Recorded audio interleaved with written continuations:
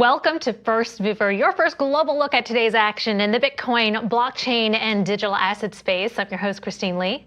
Let's have a look at Bitcoin. The CoinDesk Bitcoin price XBX index currently trading at $46,317. Bitcoin is down just over 9% over the past 24 hours, and the CoinDesk Ether price ETX index right now at 34.14. ETH is also down about 9% for the day, and the new DFX, CoinDesk's DeFi index, is taking a hit, now down about now trading at about $581. The most reliable reference prices for institutions since 2014 are now published under the CoinDesk brand, trusted globally as the leader in crypto news, events, and data.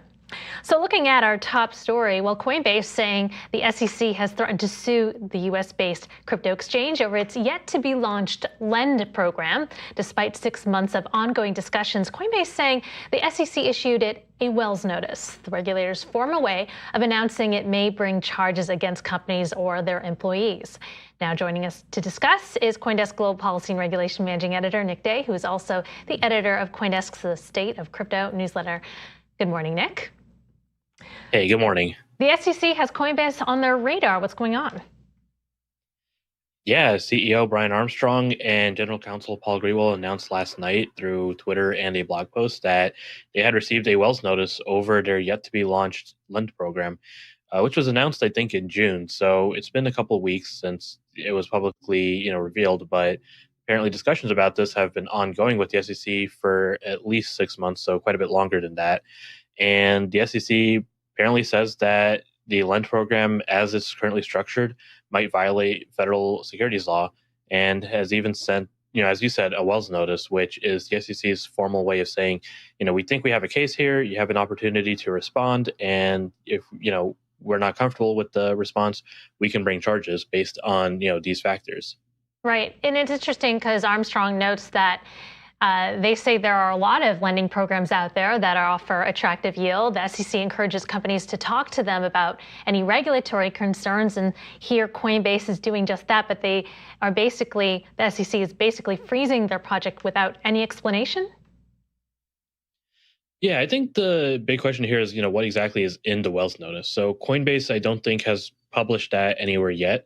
I'm not sure if they're going to. I have asked, and waiting to see if that is publicly revealed. But if the Wells notice is published, that will probably give us a much greater insight into how exactly the SEC is approaching this. But yeah, at least at the moment, the SEC just seems to be viewing this as possibly maybe as similar to bonds or promissory notes, something like that. That would be considered or could be considered securities under federal law at the moment. But again, until we see the actual Wells notice, it's really hard to kind of figure out how the SEC is approaching this at the moment. Is there any indication of what discussions have been like with the SEC? From what I understand, just from this blog post, things about the lending program, it potentially involves securities, according to the SEC, and they're citing the Howey test based on decades-old case law, but they won't explain how they've assessed this. Yeah, I think this is where the blog post starts getting a little not vague, but it starts leaving some questions unanswered, right? The Howey analysis has been kind of how the SEC has been approaching crypto for years now, and I don't think anyone can say it's a surprise to hear Howey as an example. And all of the SEC's case law is based on actual cases that have been ruled one way or another by judges up to the Supreme Court. So the SEC kind of has to stick with that. They can't reinterpret these cases and say, okay, we think that this matches this, but we're going to give you a free pass. They might do that anyway, but under the law, they can't technically. So right. Yeah, I think this just kind of comes back to what exactly is in the details of this program and how does that match up to the tenets of the Howey test or the tenets of the Reeves test, right. And is that something that's going to result in lawyers saying, okay, yeah, this looks like a security. And there also, it appears, the SEC is asking for a lot of information. They've asked for the name and contact information of every single person on the Lend wait list, correct? Yeah, that I'm not sure if that's how they typically do it, but it sounds a little unusual, at least from what I've seen online so far. And maybe I honestly don't know, what the mission here is. Maybe they're looking to see if these individuals are using lending programs at other companies, or maybe this information will be later used in different types of information gathering purposes. Possibly, the SEC wants to know what the public has been told about this. But yeah, I don't know what's going on there yet. Well, so far, CEO Brian Armstrong has said that they have not handed that information. So, Nick, thank you for going over the details with us. Appreciate your insights. Thank you. That was CoinDesk Managing Editor of Global Policy and Regulation, Nick Day. Don't forget to sign up for the State of Crypto newsletter on CoinDesk.com. All right, well, the Lend program is not the only product Coinbase is keen on launching. They are also looking to enter the NFT market, of course, partnering with OneOf, a green NFT platform. Joining us now to discuss is Sanchan Saxena, Vice President of Product at Coinbase, and Lynn Dai, CEO and co-founder of OneOf. Welcome, Sanchan and Lynn. So we will certainly get into the NFT launch, but Sanchan, first, I'd just like to ask you about Lend. It allows customers to earn interest on Coinbase, starting with 4% APY on USD coin. That's much more attractive than what banks offer for holding your money, which is around 0%. Can you tell me a little bit more about this program? I think the only thing we have published, as you probably already know on our blog, is that it is a program available to our retail users. You can go to Coinbase.com and actually participate in it. Right now, it's available only as a wait list. And we are still looking to finalize the details, like Paul Grewal and his post mentioned, on how we launch it. So a lot of those details will be figured out in partnership with SEC, like he mentioned. Right. Well, we read that CEO Brian Armstrong said that Coinbase could have simply launched the product but chose not to, which is far from the norm in the industry, as other crypto companies have led lending products on the market for years, and new lending products continue to launch as recently as last month. He continues that the SEC has repeatedly asked the industry to talk to us, come in, and that Coinbase tried to do that here. But today, all we know is that we can either keep Lend off the market indefinitely without knowing why, or we can be sued. That must be frustrating.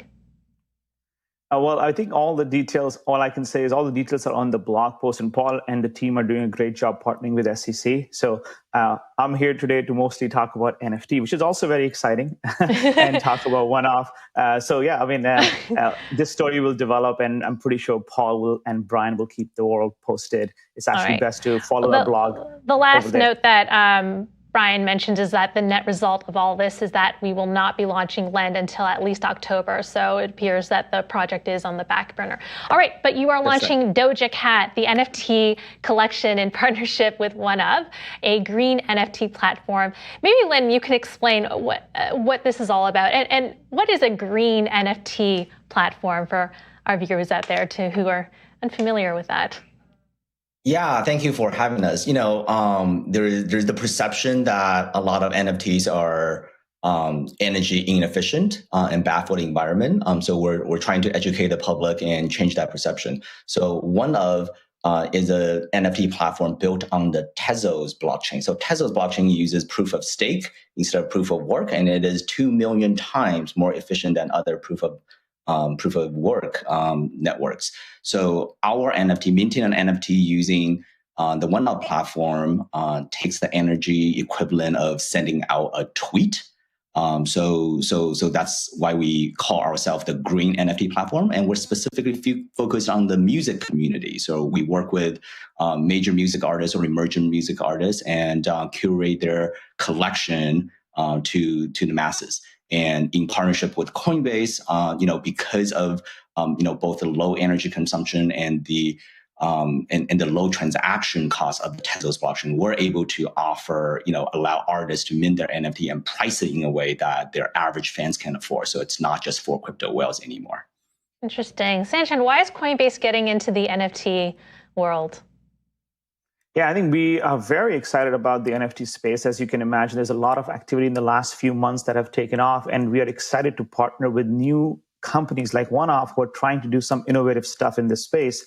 The way we view about this is that over the next few quarters to years, there will be a lot of innovation happening in this space. And our job and our vision at Coinbase is to power that innovation by providing innovative products like Coinbase Commerce that OneOf is using to be able to accept crypto for their community. So we're very excited, lots of innovation happening, and we're ready to provide all the products needed to make these innovations successful. This is a question for both of you because it's been on the minds of some folks as regulators continue to be a little difficult or vague rather in explaining, what is a security and was not. There's some concern that NFTs can be securities. Is that something that has gone through your mind? Well, I think for the music space in general, there's a whole history and tradition of artists signing autographed merchandise or vinyl for their fans, right? So basically, what we equate NFT to is just the kind of the 2021 digital version of an authenticated collectible from the artist. So that's kind of our viewpoint. Sanchan, well, Coinbase had spoken to the SEC about the LEND program. Are you similarly talking to regulators about NFTs and their potential for being securities, or just trying to get any comment from regulators? Yeah, I think our team does a great job of staying in touch with the SEC. So Paul Grewal, who's our chief legal officer, and team always have constant dialogue, and we are continuously evaluating all new ideas in partnership with them to get clarity for not just for Coinbase, but for the industry to innovate and thrive. All right. And I suppose, can you tell me a bit more about, what do you expect? What are people doing with NFTs? Is it more of a speculative investment, or are they really holding them as a collectible or a piece of digital art?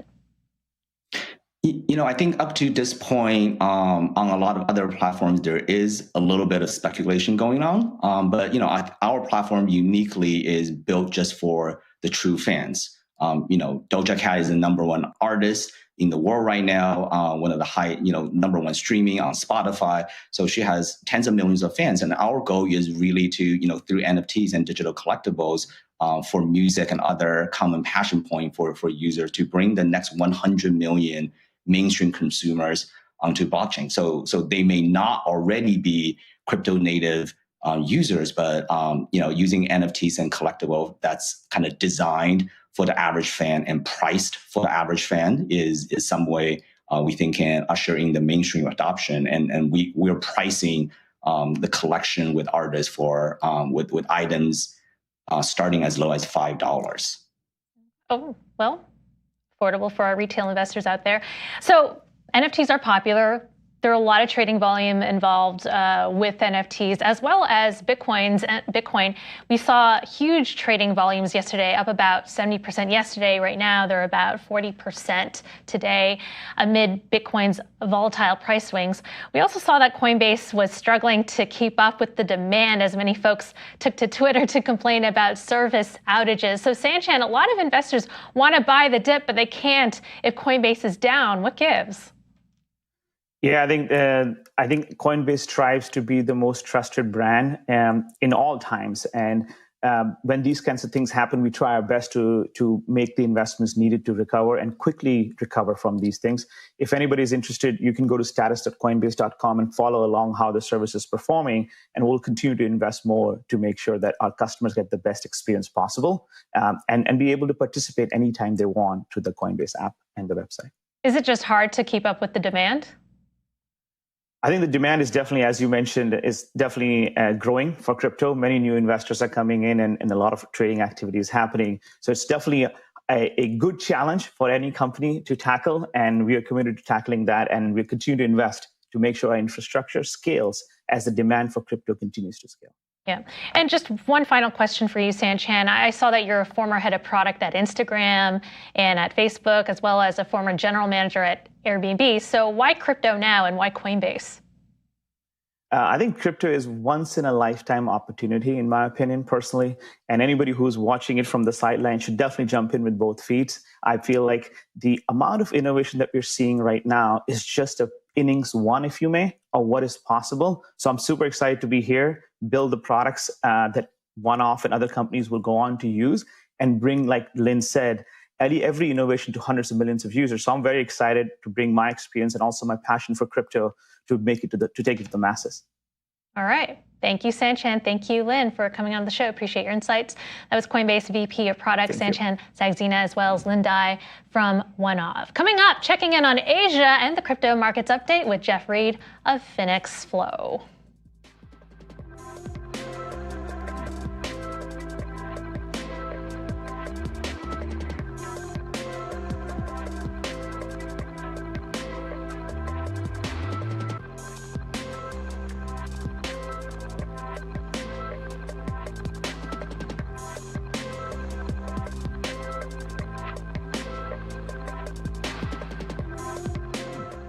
Time now for the daily forecast, an update on what's happening in the Asia crypto markets. Here's Angie Lau of Forecast News.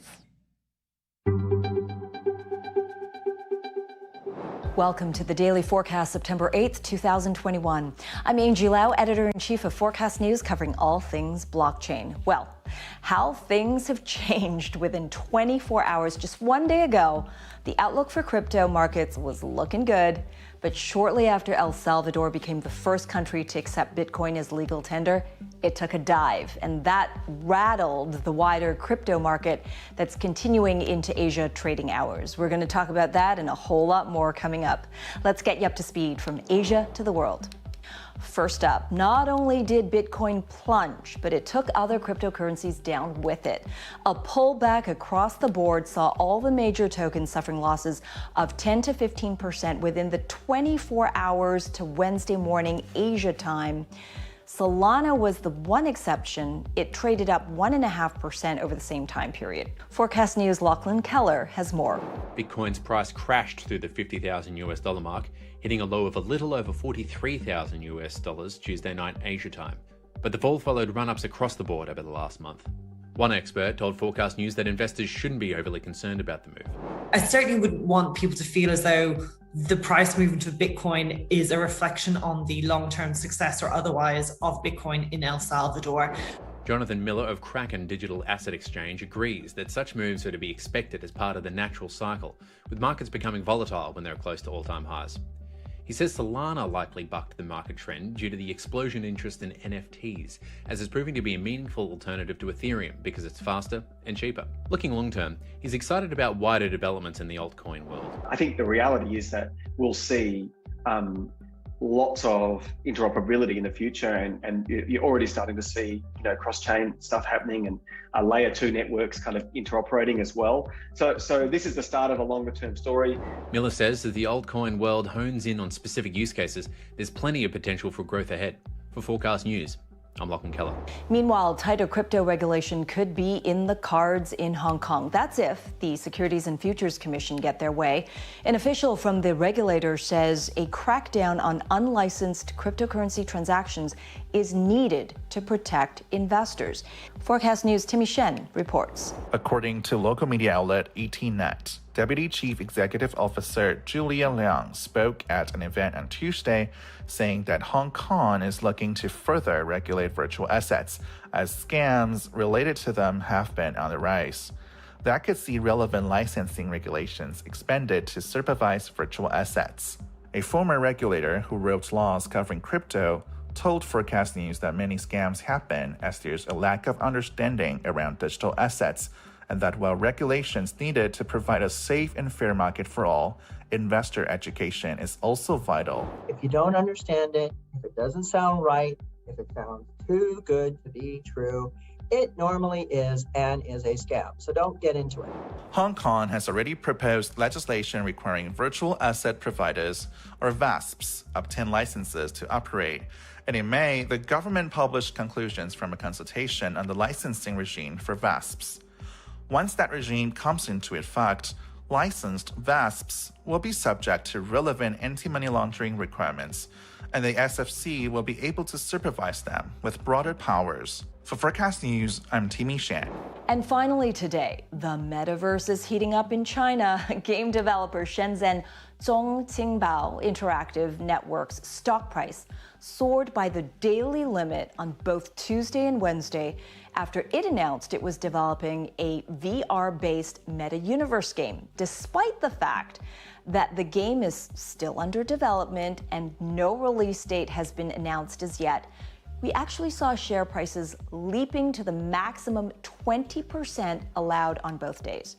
Last Monday, according to the local financial media outlet Yangtze River Commercial Daily, TikTok owner ByteDance paid $1.39 billion to acquire China's biggest VR glasses manufacturer, Pico. With deals like that, seems like there's a lot of confidence in potential for growth within the metaverse world in China and beyond. And that's the daily forecast from our vantage point right here in Asia. For more, visit forecast.news. I'm Editor-in-Chief Angie Lau. Until the next time. The Crypto Markets Update is presented by Grayscale, the world's largest digital currency asset manager. Let's have a live look at Bitcoin. The CoinDesk Bitcoin price XBX index currently trading at $45,969. Bitcoin is down about 10% over the past 24 hours, and the CoinDesk Ether price ETX index currently trading at 33.85. ETH is down 10% for the day, and the new DFX CoinDesk's DeFi index is taking a beating as well, down trading at $580, down about almost 13% over the past 24 hours. And joining us now to discuss the crypto markets is Jeff Reed, head of institutional sales at FINXFLO, a crypto trading liquidity aggregator. Welcome to the show, Jeff. So I'd like to hear your assessment of the macro or technical factors that are creating the sea of red I'm seeing in the crypto markets right now. Yeah, hi, Christine. Pleasure to be on the show today. Yesterday's price action, which we've seen before, in my opinion, is driven by a classic profit taking. Over the course of the last 7 weeks, Bitcoin was up 71%. Ethereum was up 98%. Guys started taking profits off the table. And as you know, the crypto markets are highly automated. So there are a lot of algos that automatically go into liquidation mode, especially when we see several large positions of leverage on future contracts. I think yesterday up to 2.3 billion across all outstanding coins was liquidated in the market. And that just adds to continued selling pressure. Right. We're seeing huge volumes, up 70% yesterday, 40% today. You mentioned excess leverage. There have been a lot of margin calls. Is this healthy for the market?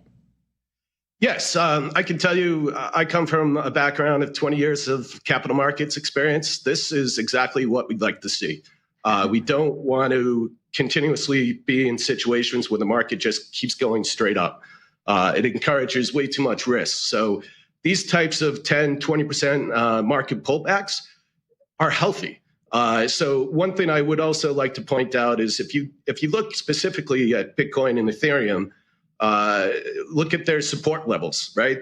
The market came down, hit the support levels, and then rallied right back up off that support.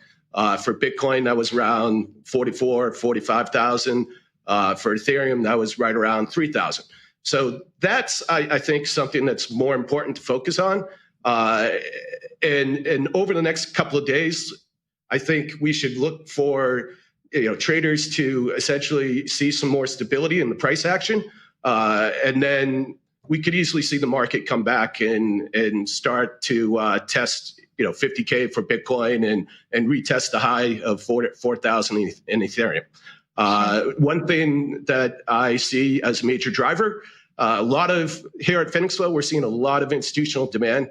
Retail demand is also important in the market, but as more and more institutions come in, these guys love to see this volatility, and they will trade it all day long because they can make money on the way up and they can make money on the way down.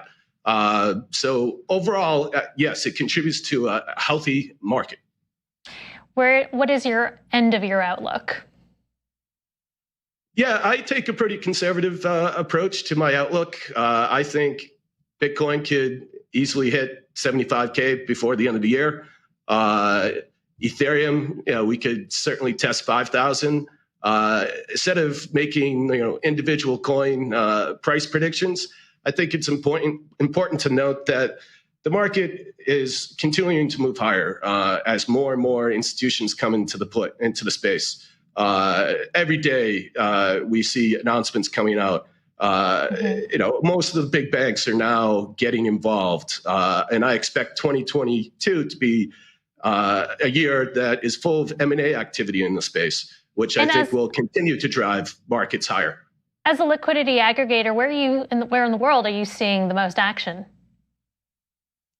Oh, well, the U.S., I can only speak to the U.S. market. That's kind of my world. But yeah, the U.S. market is certainly a big focus for FINXFLO and most other exchanges around the world. You can't really be competitive in crypto markets unless you also play within the U.S. regulations. So regulations is something that's very important to us. And we're seeing strong institutional demands from both crypto-focused hedge funds and more traditional hedge funds coming in from capital markets that have allocated, only small percentages of their total AUM, but that allocation will continue to increase throughout the next 6 months. Great. Jeff, thanks for your insights. Appreciate coming on the show. That was FINXFLO Head of Institutional Sales, Jeff Reed. Coming up, we're also seeing explosive growth on MetaMask. We'll talk more with Lex Sokolin from ConsenSys. CoinDesk Indexes, the market standard for crypto assets since 2014. Our trusted data powers billions in publicly traded funds. CoinDesk Indexes are the standard used by institutions, and they're the key for investors looking to understand and access crypto markets. CoinDesk Bitcoin Price Index, XBX, has been instrumental to Grayscale, enabling investors around the world to access Bitcoin through a regulated, familiar product. CoinDesk Indexes enabled the early adopters to build crypto investment vehicles, and they're already trusted by a new generation of global investors. The CoinDesk Spotlight is brought to you by Nexo, the place to earn on Bitcoin, Ethereum, and more. MetaMask, the non-custodial digital wallet that has become a key gateway to the world of DeFi, saying its monthly active users hit 10 million people in July, with the Asian market leading growth. Users jumped from over 500,000 monthly users in July of 2020 to over 10 million last month, representing growth of over 1,800%. According to ConsenSys, the Ethereum software company that owns MetaMask. Joining us now to discuss is Lex Sokolin, head economist and global fintech co-head at ConsenSys. Welcome to the show, Lex. So what's behind this huge growth of user activity in MetaMask? Maybe you can tell us, is it all retail, some institutional? What's the breakdown? Yeah, thank you so much for having me. And the source of the growth is probably familiar to a lot of viewers, but we just see lots of organic operating usage, and that's people using DeFi. That was the first leg of the stool, and then folks starting to interact with NFTs, both collecting and creating them at scale. And then finally, the emerging kind of video game play to earn worlds that are being built out there, as well as some of the decentralized autonomous organizations that are starting to create kind of community games. And so that has catalyzed more and more adoption, people interacting with each other, and this is also happening globally, which is fantastic. You know, we have incredible usage in the Philippines and Vietnam, in lots of Asian countries, as well as in the U.S., and so we see this as a global phenomenon. Interesting, and that it's global is really driving the growth there. Do you have an idea of, is it mostly retail? Are institutional players coming into the game? And if so, you know, how do the bigger players custody their NFTs? Yeah, complicated question. So for sure, the numbers, the 10 million actives, right? This isn't just installs. This is people who are actually opening the wallet and doing some sort of action. And then some are transacting, some are signing transactions, some are holding or purchasing NFTs. And so, of course, the numbers, the raw numbers are going to come from a really broad retail footprint. And you can think of it, this is just the adoption curve for the internet, the adoption curve for mobile phones, the adoption curve for crypto wallets, and MetaMask as the leader in that. for institutions, the requirements are often a little bit different than for individuals, and there are fewer institutions.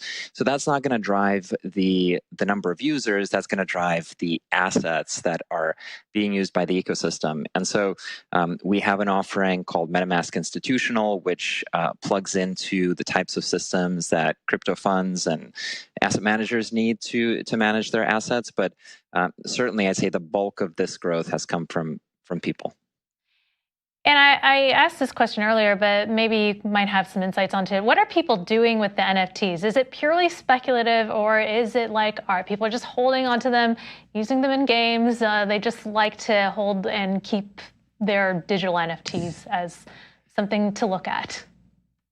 I love that video. So that's an original video for MetaMask from when it launched, 4 years ago, and it's just amazing how prescient the team was in understanding that the crypto wallet isn't just money. It's not just an abstraction on top of stuff that you own in the real world.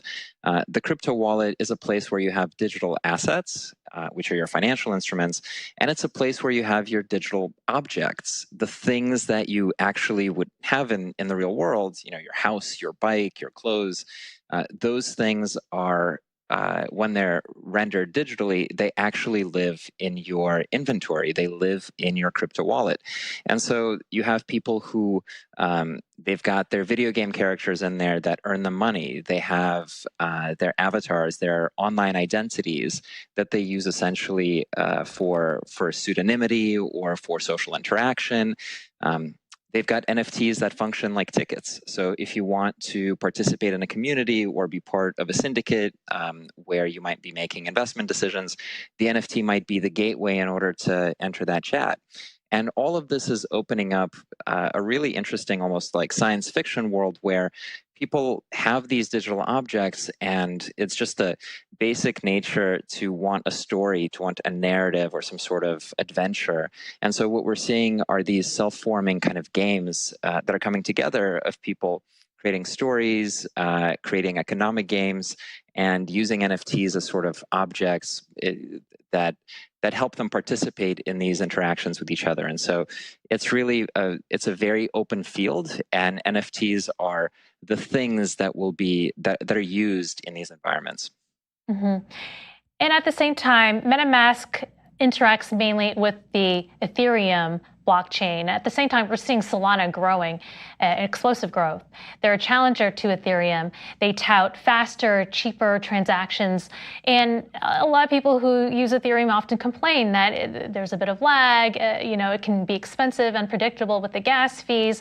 And as they approach the 2.0 version of Ethereum, I wonder how this is being addressed. Is this something on the back of your mind as you see a challenger like Solana growing in popularity and also introducing their own NFT platform? So there should be a political party called the gas fees are too high, right? Because it's just clearly a huge meme. And it's true, right? The ability for people to participate in what is, a fantastical moment of innovation with sports players and celebrities and influencers and business people from the mainstream starting to really be creators in blockchain-based world.